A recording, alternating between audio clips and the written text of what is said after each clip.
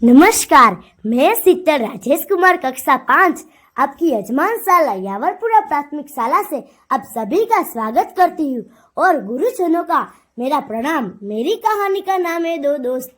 आप सभी को मेरी नम्र विनती है कि आप सभी मेरी कहानी को बड़े धैर्य और शांति से सुनिएगा। अरे हाँ, समंदर तो आप सबने देखा ही होगा। उसके किनारे एक गुल्लरों का बन था। उस बन पर बंदर रहा करते थे। बंदर बहुत ही चालाक थे। एक दिन की बात है, एक बंदर गुल्लर खा रहा था, तभी उसकी आस से छूटकर वह नीचे समुद्र में गिर पड़ा। समुद्र में रहता था एक मगरमच्छ। गुल्लर को देखकर उसके मुंह में तो पानी भर आया और गुल्लर खा गया। मगर तो गुल्लर खाकर बहुत ही आनंदित हो गया और वह गाने लगा, वाह भाई गुल्लर तो कितने मीठे हैं, वाह भाई गुल्लर तो कितने मीठे हैं। उसका यह मधुर गाना बंदर ने सुना। बंदर को बहुत ही अच्छा लगा। फिर क्या, दोनों में गहरी दोस्ती हो गई। वह दोस्ती इतनी बड़ी कि मगर सारा दिन समुद्र के किनारे बैठा रहता, गुल्लर खाता रहता या गाता रहता और वही पड़ा रहता। मगर की इस हरकत की वजह से उसकी पत्नी बहुत ही परेशान और सोचते, उनके घराने में कोई व्यक्ति ही नहीं है, उन्हें मेरी कोई चिंता भी नहीं है। यह दोस्ती तो जीका जंजाल बन गई है, इसे तो टूटवाना ही होगा। बस एक दिन बीमारी का बहाना बनाकर चारपाई लेट गई।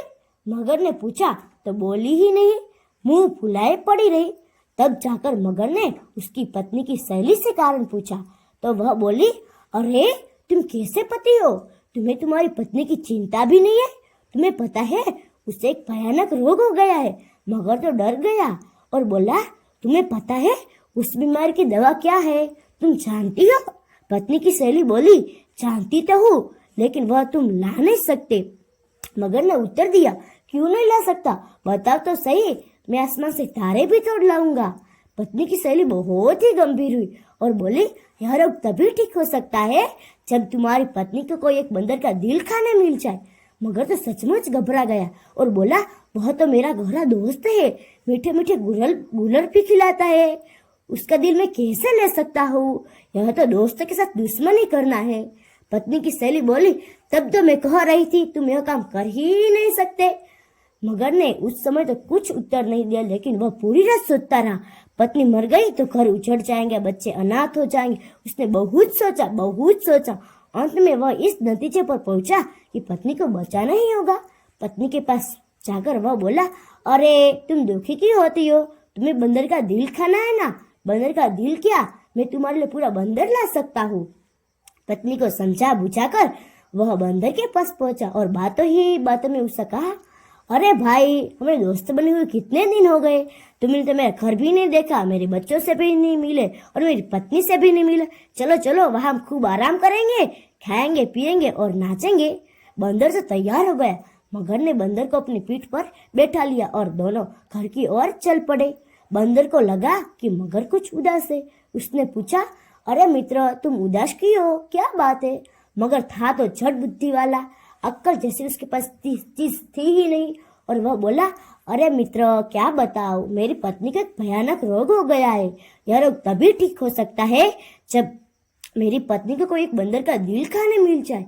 मगर बंदर तो सारी बातें समझ गया और बोला, यह दुष्ट मुझे झूठ बुलाकर तो यहाँ लेकर आया है, लेकिन उसको भी मैं देख लूंगा। 2 क्षण चुप रहने के बाद वह बोला, अरे मित्र, तुमने यह बात मुझे पहले क्यों नहीं बताई, क्योंकि मेरा दिल तो गुल्लर के पेट पर है। मूर्ख मगर अब भी कुछ नहीं समझा और बोला, उसमें क्या बात है, हम वापस चलते हैं और तुम गुल्लर के पेट पर से अपना दिल उतार कर वापस हम दोनों चल पड़ेंगे।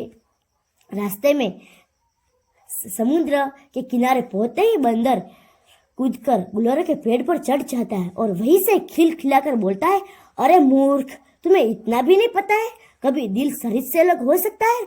मैंने तो तुम्हें मूर्ख बनाकर अपने प्राण बचा लिए, अब मैं तुमसे कभी भी नहीं मिलूंगा। बेचारा मगर खाली हाथ घर लौट गया। उसकी पत्नी भी यही चाहती थी ना, बस अस्तु जय।